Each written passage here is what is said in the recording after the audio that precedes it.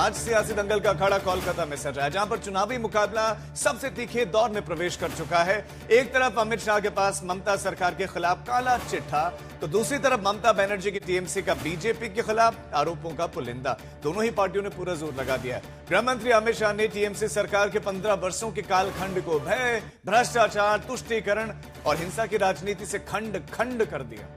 अमित शाह ने घुसपैठिए का मुद्दा उठाकर ममता सरकार को घेरा और टीएमसी के खिलाफ चार्जशीट में जगह देकर बता दिया कि बीजेपी किस लाइन लेंथ पर चुनावी बैटिंग कर रही है। अमित शाह के चार्जशीट जारी करते ही टीएमसी खेमे में खलबली सी मच गई। टीएमसी ने महज चंद घंटों में दस्तावेजों की एक गठरी खोल दी, जिसमें बीजेपी के खिलाफ आरोपों का अंबार था। महुआ, मोइत्रा, कीर्ति आजाद, बादशाह बसु, तीनों की तिकड़ी ने केंद्र सरकार के खिलाफ, बीजेपी के खिलाफ चुपते सवाल दागे। टीएमसी का आरोप है कि केंद्र सरकार बंगाल के हिस्से का लंबे समय से पैसा दे ही नहीं रही। टीएमसी ने पूछा कि जब त्रिपुरा में 90% बाढ़ बंदी है तो घुसपैठ कैसे हो रही है। सवालों की लिस्ट लंबी है। आज बीजेपी के सवाल और टीएमसी के सवालों का संपूर्ण विश्लेषण होगा और इन्हीं सवालों के इर्द गिर्द घूमेगी हमारी ये बहस और इसका पहिया। लेकिन उससे पहले आपको दिखाते हैं खास रिपोर्ट। गृह मंत्री अमित शाह के हाथ में यह दस्तावेज नहीं बल्कि ममता सरकार की नाकामियों का पुलिंदा है। टीएमसी सरकार के खिलाफ बीजेपी की चार्जशीट है। कोलकाता में बीजेपी का यही दावा है। चुनावी राज्य में घुसपैठ के मुद्दे को बीजेपी ने सबसे बड़ा हथियार बनाया और ममता सरकार पर वार किया।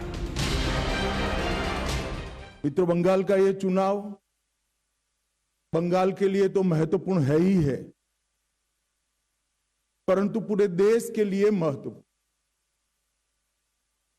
पूरे देश की सुरक्षा बंगाल के चुनाव के साथ एक प्रकार से जुड़ी है।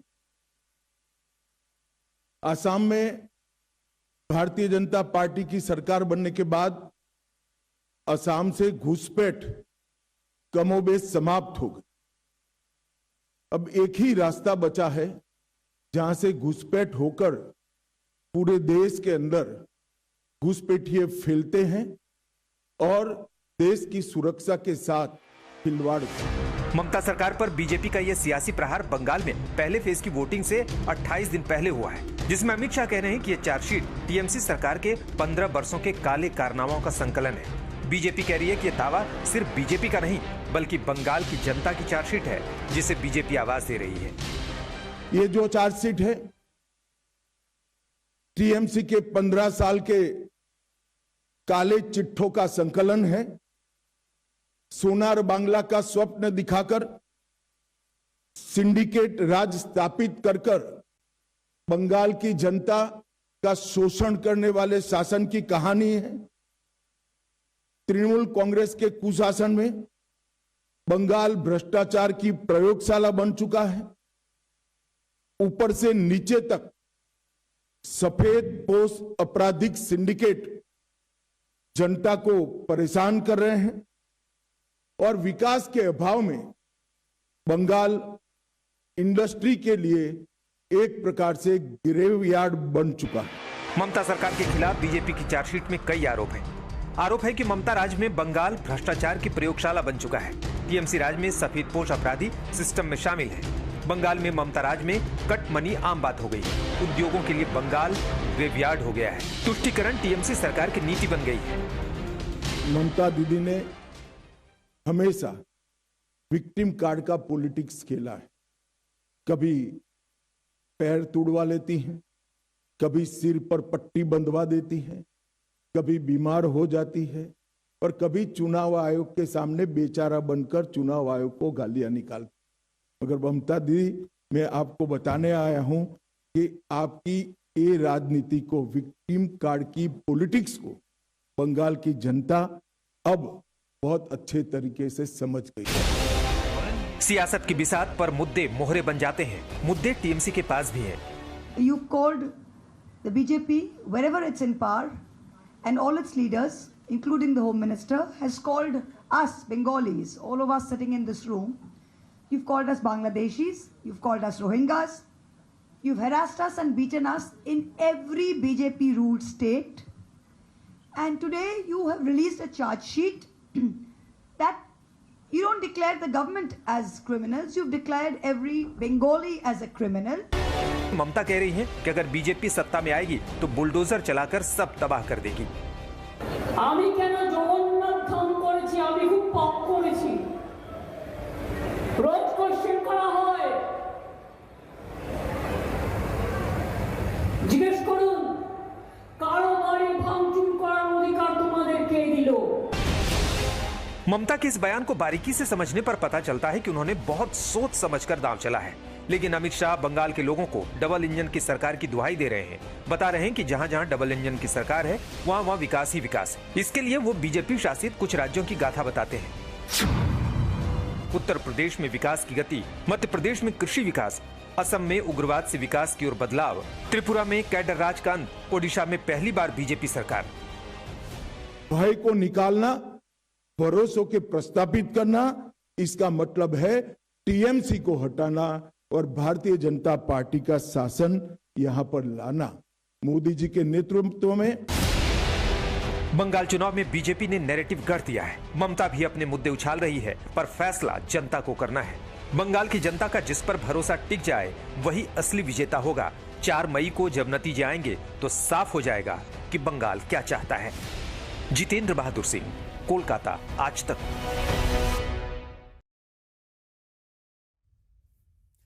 दंगल की शुरुआत करते हैं। खास मेहमान भी हमारे साथ जुड़ गए हैं चर्चा में। हमारे साथ बीजेपी प्रवक्ता शहजाद पूनावाला जुड़े हैं, हमारे साथ टीएमसी प्रवक्ता संजय शर्मा जुड़े हैं, हमारे साथ कांग्रेस प्रवक्ता नीता चक्रवर्ती हैं, साथ ही साथ दूसरे खास मेहमान भी हमारे साथ हैं, हम उनका भी रुख करेंगे। और हमारे साथ प्रोफेसर दिनेश वार्ष्णेय भी हैं, क्योंकि नेशनल एग्जीक्यूटिव मेंबर हैं सीपीआई के, और हमारे साथ पॉलिटिकल एनालिस्ट ममिता चक्रवर्ती भी हैं।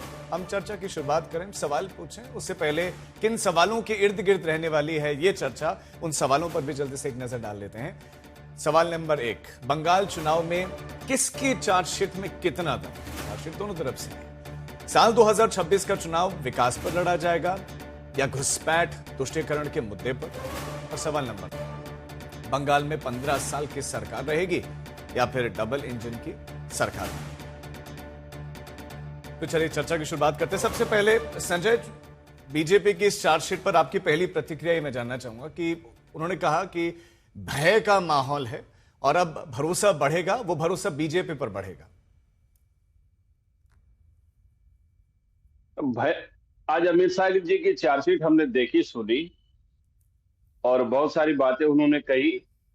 चुनाव के पहले सामान्य तौर पर ये लोग ऐसी बातें करते ही हैं, लेकिन आज सवाल ये है कि बंगाली जनमानस, पश्चिम बंगाल का जो व्यक्ति, जो नागरिक भारतीय जनता पार्टी शासित राज्यों में काम करते हैं, रहते हैं, उनको बांग्लादेशी कहकर प्रताड़ित क्यों किया जाता है, इसका जवाब अमित शाह जी ने नहीं दिया। सवाल यह है कि केंद्रीय मंत्री गिरिराज सिंह बार बार क्यों कहते हैं कि पश्चिम बंगाल अब बांग्लादेश बन गया है। सवाल अब आज ये उठता है कि 2014 से देश की सत्ता पर काबिज रहने वाले भारतीय जनता पार्टी आज देश को किस हालत में पहुंचा दी है। अमित शाह जी इस पर कब गौर करेंगे? मैं देश की हालत तो वो कह रहे, ठीक है, लेकिन वो कह रहे हैं कि पश्चिम बंगाल की हालत बहुत खराब है और पश्चिम बंगाल की हालत खराब होती जा रही है, क्योंकि जो वहां के मुख्यमंत्री भी हैं वो कहते हैं कि वो बस विक्टिम कार्ड खेलती रहती हैं, कभी सर में पट्टी बांध देना, कभी पैर टूट जाना। मैं उस पर आता हूं। अभी चुनाव जैसे जैसे आगे बढ़ेगा आप देखिएगा, विक्टिम कार्ड तो सबसे ज्यादा हिंदुस्तान में यदि किसी ने विक्टिम कार्ड खेला है तो वो माननीय प्रधानमंत्री जी ने खेला है। हर चुनाव के पहले बोलते हैं कि मुझे गालियां दी जाती हैं, वहां से विक्टिम कार्ड का उनका खेलना चालू हो जाता है। बंगाल कैसा है और भारतीय जनता पार्टी शासन कैसा है, मैं छोटा सा एग्जांपल देता हूं। हमारे निकटवर्ती राज्य बिहार से पिछले 20-25 सालों में काफी नागरिक, पूरा कोसी अंचल, कटिहार, पूर्णिया, इन जगह के काफी सारे लोग हमारे पश्चिम बंगाल में आके रहते हैं, उद्योग धंधे लगाते हैं, अच्छा काम करते हैं। और भारतीय जनता पार्टी के नेता लोग बंगाल में चुनाव प्रचार के दौरान जब आते हैं तो वो उनके वहां साधारणतः रुकते हैं और वो अपने नागरिकों से कहते हैं। गृहमंत्री अमित शाह तो कह रहे हैं ग्रेवयार्ड बन गया उद्योगों का पश्चिम बंगाल। उद्योगों का ग्रेवयार्ड तो भाजपा शासित राज्य बन गए हैं। बिहार के काफी लोगों ने पश्चिम बंगाल में व्यापार किया है, बड़ी फैक्ट्रियां लगाई हैं, और जब चुनाव प्रचार के दौरान बिहार के भाजपा नेता आते हैं, अभी कुछ दिन पहले सम्राट चौधरी आए थे, अभी नितिन नवीन जी आए थे, ये लोग हमारे यहाँ बिहार के लोगों से मिलते हैं, उनके वहां जाते हैं नाश्ता भोजन करने, और उनसे कहते हैं आप चलिए बिहार वापस चलिए। वो कहते हैं नहीं साहब, यहाँ बहुत ठीक है, कानून व्यवस्था ठीक है, औद्योगिक व्यवस्था ठीक है, सब मामले में हम यहाँ एकदम कुशल हैं, वो नहीं जाते हैं। ये एक छोटा सा एग्जाम्पल है। कोविड जब हुआ था भारत में, पूरा का पूरा बिहार का कोसी अंचल ट्रीटमेंट के लिए बंगाल की तरफ देखता था, और हमने उन्हें ठीक करके भेजा। बंगाल ने उन्हें सपोर्ट किया, बिहार को उन्होंने ध्वस्त कर दिया है, जबकि डबल इंजन की सरकार 20 वर्षों से है बिहार में। इनको सोचना चाहिए, अपने गिरेबान में झांकना चाहिए। ठीक है।